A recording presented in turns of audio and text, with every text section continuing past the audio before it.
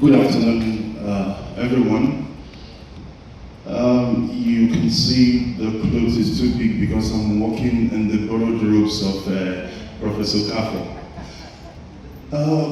Let's hope it's not only his clothes I've been able to borrow. So, thank you, Eze. You have actually made my work easier. He's presented the political side of it.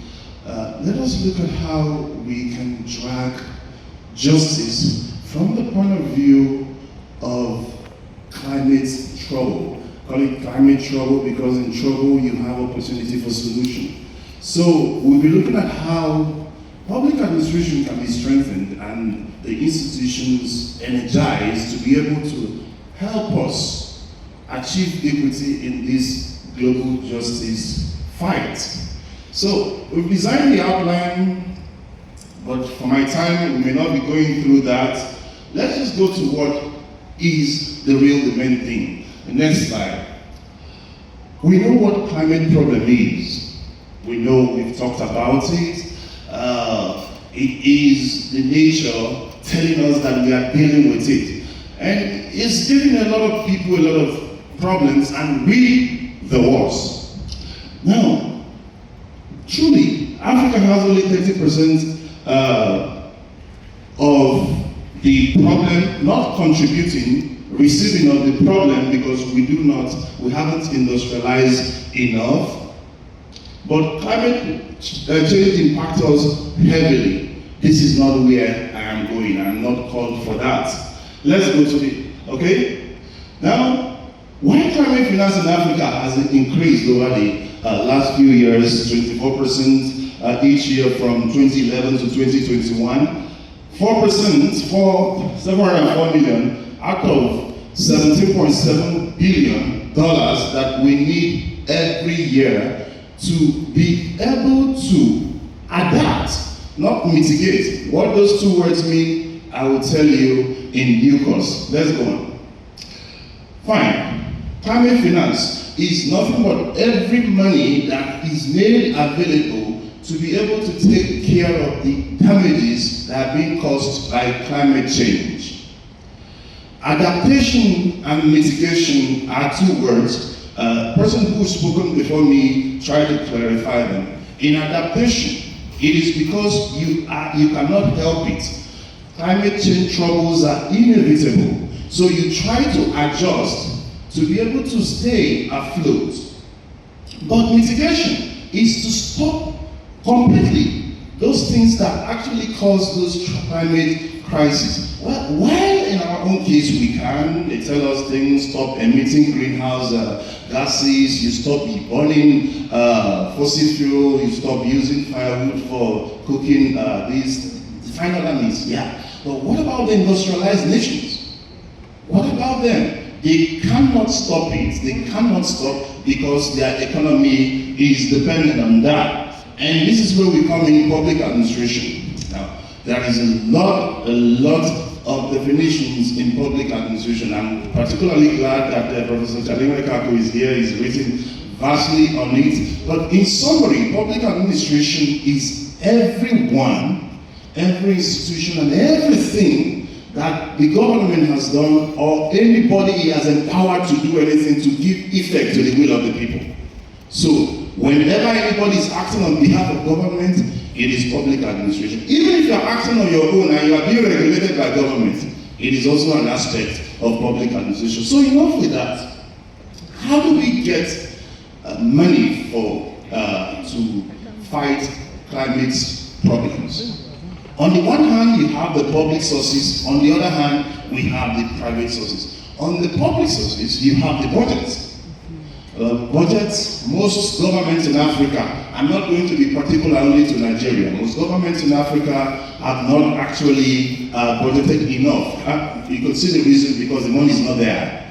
Then on the second part, you have international collaborations, things like bilateral relationship and multilateral relations, specifically those coming from world organizations, United Nations, and whatever program that they have, that is those of the public. And on the private, there's also made mention of our need to involve the private sector the private sector through various means, even foreign direct investment, are also a source of climate finance.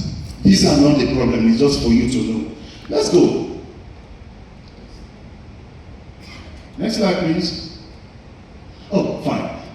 With all those things we have mentioned, which one does the real money come from? You could see the public, that's the budget, is just about 12%. These statistics from OECD, Organization for Economic Cooperation and Development 2023. For private finance, it's just been about 8%. Now, let me be clear, we're not talking about private finance as maybe all the money is invested in the country. No. Only the ones tied to climate impact. That is the one we've measured here. And for international bilateral and multilateral agreements, it is 80%. 80. That means with all sense of statistics, that is the major source of climate finance, isn't it? Let's go next and see what happens. In 2024 alone, Africa, what was made available for Africa is 44 billion US dollars to be assessed. Someone spoke before me on top the lady, beautiful lady who spoke about mainstreaming. She talked about assessing. Oh no, the person before her talked about the money is being there and we cannot assess it. Now, this is the money made available for Africa. 44 billion US dollars. The guess is yours now. Like, how much do you think Nigeria got from that?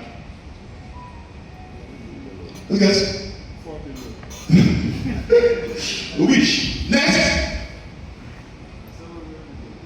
$700 million. We are talking about the country that has, we up to about 8% of Africa's population. We are 1.4 billion people now. Nigeria is chasing 300 million, so you could tell. We only were able to access 705 million out of 44 billion.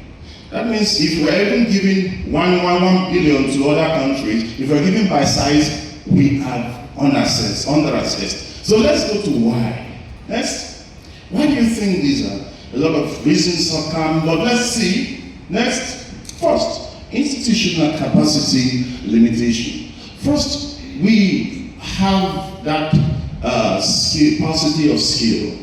We haven't been able to tap in the technicalities required to observe, track, and implement strategies aimed at even adjusting to these climate damages. Hence, we have people in public administrative institutions whose solution that they have is the one that they left school with. Today, in Europe, you pursue any degree on climate or environmental issues, you become a hotcake. Here, we say it just to be seen as being serious. Take statistics of the number of trainings that are included in our annual budget. Rarely do you find anything on climate. Instead, you see capacity building on Excel, capacity building on leadership, communication. These are regurgitated often. We haven't been able to target that particular one. Hence, we lack that capacity and skills. And if we do not, of course, your guess is as good as mine, it reduces our ability to be able to request that which is even made available for us. Secondly, planning, policy, and budgetary landscape barriers. We've continually run a budgeting system that we describe in administration as line budget. What are the things in the last year budget? Just bring them back now, do a little incrementalism in it so that we can have a budget. We have not been able to factor in plans of funding within our budget. Let me be specific. When we say plan, even in our planning, The current planning we are running on, the current national plan we are running on is National Development Plan, Medium-Term National Development Plan 2021 to 2025. It is heavy on monitoring and evaluation, but no specific thing on environmental or climate finance. No specific thing. Now, when we talk about planning, we also feature it as something that is mandatory. We learned from Lee Kuan Yew, he said that the problem of planning is not implementation. But we say this here, Nigeria has good plans, but implementation is where the problem comes. It's a lie. He said that planning, the problem of planning is not implementation, because implementation is also part of the plan. So if you fail implementation, you actually fail the plan. So when we haven't included that in the plan, can we say that our problem now is implementing it? You have to implement what you see. Then there is data and research problem. This is in almost all the problems in Nigeria. But I'm not going to blame us. I am definitely not going to blame us. Because even when we make effort to keep data, we falsify them. I won't do this, but I will just leave you to your conscience. Go, ask your friends, how many of them are using their real legal age in their workplace? Let's go ahead. Let's start it from politicians. I'm not going to be the judge, just ask your friends. I'm not saying you use that. Just check. So if we if we do statistics on the legal ages, the age you have supplied, can we get a better plan? Okay. So I'm not going to. So how can we do better? Where do we go from here? There's a lot of things we can do. First, we have to actually strengthen this climate planning system by beginning with the key thing we lack. I don't say we should go and borrow plan. That is not planning enough. We can't succeed in borrowing plan. We've tried it in the past, it doesn't work. There's no need to start. The best way, let's say said something earlier that even if you want to take a log out of someone's eyes, let the person's hand be there. The best way for us to proceed on this is to actually end that technical ability. If we enter into partnership to get the people to teach us on climate, yes, then we know subsequent planning will be there. Let me give you an example, maybe completely unrelated, but it is part of this. We've heard a lot of people talk about persons with disability, they've mentioned about them a lot. Until those guys come together to say, look, we've been marginalized. People started laughing at them. We want our time. People started laughing at them, but in 2015 they won. They made an act for persons with disability, and that is why every building, every public building from 2015 till today must have access for persons with disability. So can we not start there? I'm glad we have a movement already for that climate justice. We begin to push this and begin to call for that technical assistance. Technical, I won't even call it assistance. Technical acquisition. Let us acquire that techniques on how to begin to stand and request for our own justice. And administrators, I believe, are the greatest of all when it comes to national discussion on development. It is what you take to National Assembly that they will approve. So when these things are included in the law, they are bound to approve it. Then again, we have to take a look at locally led initiatives. Today, everything on climate in Nigeria is international. We just, what's the word now? Copy and paste. We adopted it and say, okay, let us roll. But if you go to South Africa, they have this South African National Biotechnology Initiative.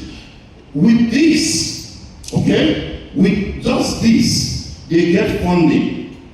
The people who will do the funding will look, we have where to put the money. And because they have where to put the money, they have means to measure it. When you have an acquisition that is tailored towards your local technicalities, and you state your expected delivery dates, your objectives, how you measure your achievements, people will care and they will look at you and say, okay, let me fund it. Has anybody given you money to build a house if you have not had a plan to build a house? Of course. We have to bring our own initiatives. It could be, I don't know, from Uguri you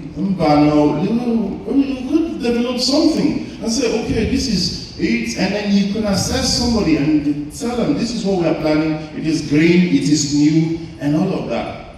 Then, next, enhance collaboration and partnership. Usually when we talk about partnership, it boils down to what Eze said on how we get this money. Most of the monies we get for climate finance is from loan. They are called, the generic term, is it concession funding. So they are tied, they are loan tied to environment. And so you think you are getting help or you are getting problems even additionally. So if we are able to hold on to particular initiative, we have a lot of initiatives in Sweden. There is one movement there that those people, they give money for every effort you can give to reduce carbon emission, and you can measure it and give them evidence. They fund you. So if we can enhance this partnership, I believe we can attract even more funding. Then we can also leave that loan and look at others. There are many, I'll just reduce them to these three. You have the climate investment lending, the grid credit line, we have the debt swap. We also have those bonds that are tied to teams. We can diversify and leave loan alone. Now that's what they say, to grow, you have to leave loan alone. We keep loaning, I think the last time we got 21 billion. Let's go next. Now, having discussed all of this, we've agreed that Nigeria have under-assessed. I mean, for being a giant of Africa, and being giants and eat crumbs, okay? There cannot be 44 billion there and you took 700 million and you expect to create a fund fair out of that. No, we've completely under-assessed this loan. And these are not too much problems, more than the problem of we not having the technicalities, we not having a plan, we haven't aligned ourselves to planning that can actually help us attract this global funding. We have not had the initiatives on our budget that could help us track how far we are going and invite people to assist us in the program. And then we believe that if next now, which will be last, if we're able to increase coordination and planning between these climate change actors. That means those who are funding and we are needed to be funded, if we're able to increase our capacity to be able to achieve that, that will help us in fighting this. We also should be able to track this funding because accountability is key to that. They cannot give you money for climate solution and you buy Jeep with them. Then the person who is giving you will not give you again. Then we also have to develop and strengthen the climate investment framework. The framework talks about accountability, and people invest in what they see. And lastly, we have to strengthen the enabling environment for climate investment. This last point talks about how we can benefit from private investors in climate. Today, we have someone who is practically forcing investment on us. But he's not talking climate, he's talking about his own food. He wants to feed Africa, but climate is not one of them. But if we strengthen investment portfolio for climate financing, maybe we could tell him, well, you have money, why not fund climate? Why not leave our food alone? So on the basis of that, we have practically come to the end of this one. Thank you very much.